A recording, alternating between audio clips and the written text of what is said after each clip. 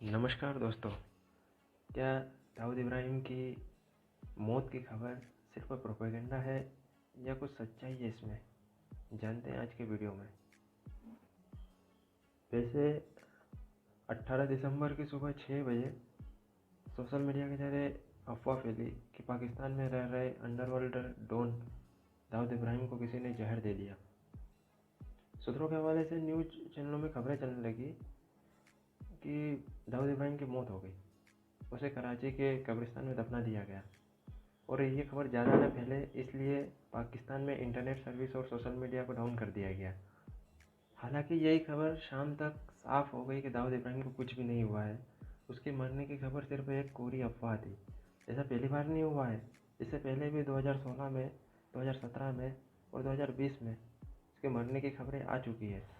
और दाऊद के केस को फॉलो करने वाले एक सेंट्रल जांच एजेंसी के अधिकारी ने बताया कि ये सिर्फ दाऊद को जहर देने की जो बात है वो एक कोरी अफवाह है और सिर्फ अटेंशन डाइवर्ट करने के लिए ये खबर पाकिस्तान की ओर से उड़ाई गई है। दाऊद वहाँ पूरी तरह से सेफ है। उस सुरक्षा एजेंसी के अधिकारी का कहना है कि दाऊद इब्राहिम की सुरक्षा के लिए 150 लोगों का जत्था है। और जहर देने की बात तो झूठी है, क्योंकि दाऊद इब्राहिम को अगर खाना भी दिया जाता है तो उसकी भी सबसे पहले जांच की जाती है।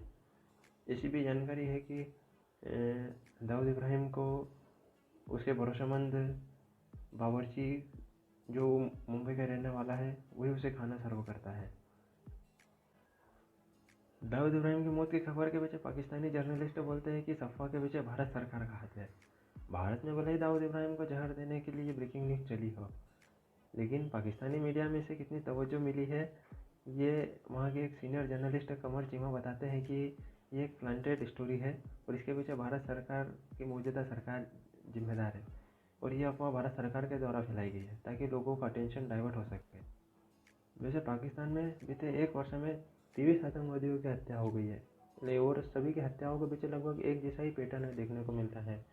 इसमें भी यही खबर आई थी कि बाइक से आए शूटर्स ने दाऊद इब्राहिम को गोली मार दी। ज़्यादातर मामलों में उनका खुलासा आज तक नहीं हुआ है। कमर चीमा इन हत्याओं पे आगे कहते हैं कि पाकिस्तान में मीडिया ने ये जरूर लिखा है कि इसके पीछे हॉस्टाइल एजेंसीज का हाथ है, लेकिन इसमें भारत का नाम कतई उन्होंने नहीं लिया। और ये भी दावा किया गया कि भारत ने अफगानिस्तान के क्रिमिनल्स को इन लोगों को मारने के लिए हायर किया है, लेकिन ये खबरें सिर्फ वहाँ के अखबारों में पब्लिश हुई है। वैसे तो पाकिस्तान में दाऊद इब्राहिम के मरने की खबर एक पाकिस्तानी जर्नलिस्ट जो जहर देने की खबरें पाकिस्तानी जर्नलिस्ट आरजू काजमी के एक वीडियो के बाद चलनी शुरू हो गई थी। और इस वीडियो में आरजू काजमी ने कहा था कि सुनने में आ रहा है कि दाऊद इब्राहिम को किसी ने जहर दे दिया है, उनकी तबीयत बहुत ज़्यादा ख़राब हो गई है और हालत बहुत नाजुक है। उसे कराची के एक हॉस्पिटल में दाखिल कर दिया गया है और ये खबर सोशल मीडिया पर खूब वायरल होने लग गई। आरजू ने आगे ये भी कहा कि डर की वजह से इस खबर को कोई भी कंफर्म नहीं करेगा और अगर वाकई में दाऊद अगर हॉस्पिटल में है तो अगर उनका कोई भी नाम लेगा या कुछ भी कंफर्म करने की कोशिश करेगा तो फिर उसकी शामत आ जाएगी। आरजू आगे कहते हैं कि ये सब चीज़ें इस बात की ओर इशारा करती है कि दाल में कुछ काला ज़रूर है, क्योंकि पाकिस्तान में इस समय ट्विटर, फेसबुक, गूगल सर्विसेज, जहाँ भी लोग बात कर सकते हैं वहाँ इन सब प्लेटफॉर्म को डाउन कर दिया गया है। वैसे दाऊद इब्राहिम की मौत की खबर कोई पहली बार नहीं आई है। इससे पहले भी कई बार दाऊद इब्राहिम की मौत की खबर आ चुकी है, जिसमें सबसे पहली बार दाऊद इब्राहिम की मौत की खबर 2016 में आई थी, जब मीडिया रिपोर्ट्स में ऐसा दावा किया गया था कि 8 साल पहले दाऊद इब्राहिम के पैर में गैंग्रीन हो गया था और गैंग्रीन का घाव इतना गहरा हो गया था कि उसके पैर को काटने तक की नौबत आ गई थी। फिर दूसरी बार में 1 साल बाद यानी 2017 में ही दाऊद इब्राहिम को दिल का दौरा यानी हार्ट अटैक की खबर आई थी कि उसको ब्रेन ट्यूमर के कारण ही हार्ट अटैक आया है और फिर उसे मिलिट्री हॉस्पिटल में दाखिल करना पड़ा था। फिर तीसरी बार 2020 में दाऊद इब्राहिम की ये खबर आई थी कि वो कोरोना पॉजिटिव हो गए और उनकी पत्नी भी कोरोना पॉजिटिव हो गए हैं और उन्हें मिलिट्री हॉस्पिटल में भर्ती करवाना पड़ा था। दाऊद इब्राहिम की जहर देने की खबर जैसे ही वायरल हुई, इसमें सबसे पहले पाकिस्तान के पूर्व प्रधानमंत्री शहबाज शरीफ के ट्विटर अकाउंट से भी ये खबर वायरल होने लगी कि दाऊद का वो उसमें लिखने लगे कि दाऊद को सम्मान देते हुए उन्हें जहर दिए जाने पर दुख जताया गया था। और बाद में कुछ यूजर ने दावा किया कि शहबाज शरीफ ने ये पोस्ट ही डिलीट कर दी। लेकिन बाद में भारतीय मीडिया ने कुछ रिसर्च की और फैक्ट चेक किया तो उन्होंने ये पाया कि पाकिस्तान के पूर्व प्रधानमंत्री शहबाज शरीफ ने इस प्रकार का कोई भी ट्वीट दाऊद इब्राहिम के समर्थन में नहीं किया। उन्हें भारतीय मीडिया को फैक्ट चेक में ऐसा कोई भी ट्वीट उन्हें नज़र नहीं आया। भारतीय मीडिया के फैक्ट चेक के बाद ही कुछ भारतीय मीडिया चैनलों ने पाकिस्तान के न्यूज़ चैनलों से भी बात की, जिसमें पाकिस्तान की न्यूज़ चैनल समा टीवी ने भी लिखा है कि इंडियन मीडिया ने सनसनीखेज प्रोपेगेंडा फैलाते हुए इनके सबसे भरोसेमंद सोर्स दाऊद को मारे जाने की खबर को ब्रेक किया। एक बार फिर इंडिया के मीडिया और भारतीय प्रचार तंत्र की टोल आर्मी अपने ही दावे को सही ठहराने में नाकाम रह गई। फैक्ट चेक के वक्त में भारतीय मीडिया दशकों पुराने प्रोपेगेंडा को आगे बढ़ा रहा है। जो दाऊद इब्राहिम का राइट हैंड यानी उनका जो छोटा भाई है, छोटा शकील, उन्होंने भी इस खबर का खंडन किया है और उन्होंने भी यह कहा है कि ये जो खबर मीडिया में फैलाई गई है कि दाऊद इब्राहिम की मौत हो गई है, ये 1000% झूठी है, वो 1000% फीट है। वक्त वक्त पर ऐसी अफवाहें उड़ाई जाती है और उनका कहना है कि हर साल उनके जन्मदिन यानी 26 दिसंबर को दाऊद इब्राहिम का जन्मदिन आता है, उन पर ऐसी उनकी मौत की खबरें उड़ाई जाती है। भारत के एक इन्वेस्टिगेटिंग जर्नलिस्ट है विवेक अग्रवाल है। उन्होंने बॉम्बे वॉर समेत अंडरवर्ल्ड और क्राइम पर 20 से ज़्यादा किताबें लिख चुके हैं। वे अपने सोर्स के हवाले से बताते हैं कि दाऊद इब्राहिम को सिक्योरिटी का जिम्मा पाकिस्तान की खुफिया एजेंसी ISIS के पास है। वैसे पाकिस्तान में 5 लेवल की हाई सिक्योरिटी मिली हुई है। इनमें सबसे पहले तो होम गार्ड, उसके बाद पुलिस, फिर पुलिस के कमांडो, फिर मिलिट्री कमांडो रहते हैं। आखिर में दाऊद के 25 से ज़्यादा पर्सनल सिक्योरिटी गार्ड होते हैं। इसीलिए तो पाकिस्तान दाऊद के लिए सबसे सुरक्षित स्थान है। संयुक्त राष्ट्र की लिस्ट में दाऊद इब्राहिम के 15 नाम माने जाते हैं। दाऊद की पाकिस्तान में शेख दाऊद हसन नाम से पहचान है और इसी नाम से उसका पासपोर्ट भी बना है। ये रही वो लिस्ट। विवेक अग्रवाल अपनी किताब में कहते हैं कि दाऊद इब्राहिम की सिक्योरिटी इतनी मजबूत है कि उसे बढ़ाने की और ज़्यादा ज़रूरत ही नहीं है, क्योंकि पाकिस्तान के जिस क्लिफ्टन इलाके में दाऊद इब्राहिम का घर है वहाँ ड्रोन उड़ाने की भी इजाज़त नहीं है। अगर उनके घर के सामने अगर कोई कार ख़राब हो जाए तो उसे भी पुलिस तुरंत वहाँ से हटा देती है। पाकिस्तान में दाऊद इब्राहिम के 3 ठिकाने हैं। पहला ठिकाना, उनका नाम है दाऊद शेख इब्राहिम कास्कर और उनका पता है, उनके 3 पते ये रहे। दाऊद इब्राहिम के परिवार में उनके भाई, उनकी बहनें, सभी के नाम ये रहे। विवेक अग्रवाल अपनी किताब में आगे बताते हैं कि दाऊद इब्राहिम का नेटवर्क 42 देशों में फैला हुआ है और 50 वाइट कॉलर बिजनेस है उनके, और चीनी कंपनियों के साथ भी उनका कारोबार है। इसमें एक कंटेनर कंपनी शामिल है। नेपाल में दाऊद के 30 से भी ज़्यादा बिजनेस करते हैं। वहाँ न्यूज़ और एंटरटेनमेंट नेटवर्क है। न्यूज़पेपर का उनका मैगजीन का भी काम है। एक एविएशन कंपनी भी चलाता है। दाऊद कुल 50 तरह के वाइट कॉलर बिजनेस करता है जो पूरी दुनिया में चल रहे हैं। विवेक अग्रवाल के मुताबिक दाऊद इब्राहिम के भारत में नॉर्थ अफ्रीका में सोने की खदान की हिस्सेदारी होने की बात भी सामने आती है।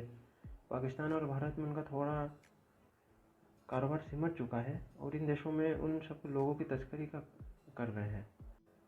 दाऊद की जगह छोटा शकील और टाइगर मेनन नशे की तस्करी में शामिल है। इंटेलिजेंस के हवाले से विवेक अग्रवाल कहते हैं कि दाऊद का परिवार भी पाकिस्तान से बाहर निकलना चाहता है और उन्होंने पाकिस्तान से बाहर निकलने की 1-2 बार कोशिश भी की है, लेकिन पाकिस्तान खुद नहीं चाहता कि दाऊद इब्राहिम उनके यहाँ से बाहर निकल जाए, क्योंकि कभी न कभी अगर दाऊद इब्राहिम पाकिस्तान से बाहर निकल गया तो वो ISIS के नेटवर्क से भी दाऊद बाहर हो जाएगा। चलिए अब थोड़ा दाऊद इब्राहिम को भी जान लेते हैं कि दाऊद इब्राहिम आखिर है कौन और ये इतने बड़े लेवल पर कैसा पहुंच गया। दाऊद इब्राहिम डी गैंग का सरगना था। इनकी उम्र 68 साल है। 1993 में मुंबई बम धमाके में यह आरोपी थे। दाऊद इब्राहिम का जन्म 26 दिसंबर 1955 को महाराष्ट्र के रत्नागिरी जिले में हुआ था और इनके पिता इब्राहिम कास्कर पुलिस कांस्टेबल थे। बाद में दाऊद इब्राहिम का परिवार मुंबई में जा बसा। ठीक है, यहीं दाऊद इब्राहिम अंडरवर्ल्ड से जुड़ गया। धीरे धीरे हाजी मस्तान गैंग से शुरुआत की और फिर धीरे धीरे इन्होंने खुद की अपनी गैंग बनाई, वो जो डी कंपनी कहलाई। बाद में दाऊद इब्राहिम मुंबई में सीरियल ब्लास्ट के बाद भारत से दुबई भाग गया। फिर इसने पाकिस्तान को ही अपना ठिकाना बना लिया और 2003 में इसे ग्लोबल टेररिस्ट घोषित कर दिया गया।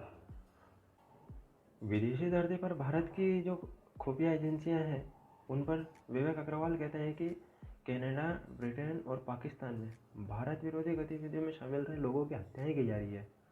हमारे सोर्स बताते हैं कि यह हत्याएं निजी वजहों से नहीं हो रही है।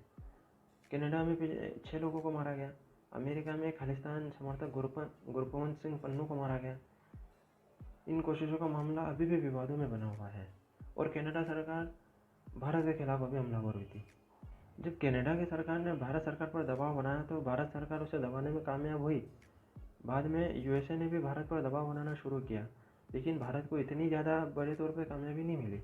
लेकिन मुझे हैरानी इस बात की है कि पाकिस्तान में हुई हत्याओं के बावजूद वहाँ की सरकार भारत पर कोई दबाव क्यों नहीं बना पाई।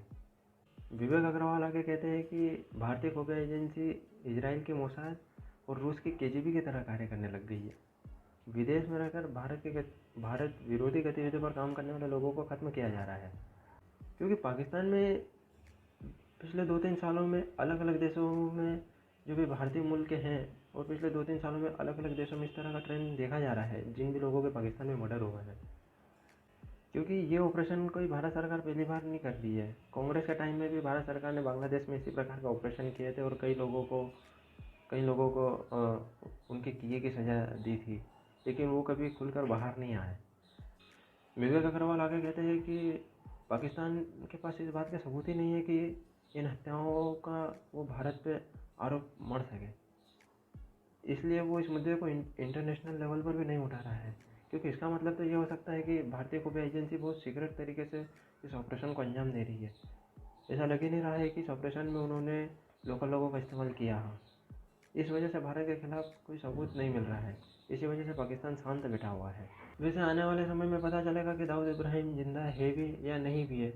कब तक वो भी ऐसी की अफवाहों से बचता रहेगा। कभी न कभी तो गलत इंसान का अंत होता ही है। वैसे इस तरह की खबरें देखने के लिए आप मुझे मेरे चैनल पर सब्सक्राइब कर सकते हैं, और अगर आपके कुछ सवाल हो तो आप मुझे डायरेक्टली फेसबुक पेज पर पूछ सकते हैं। धन्यवाद।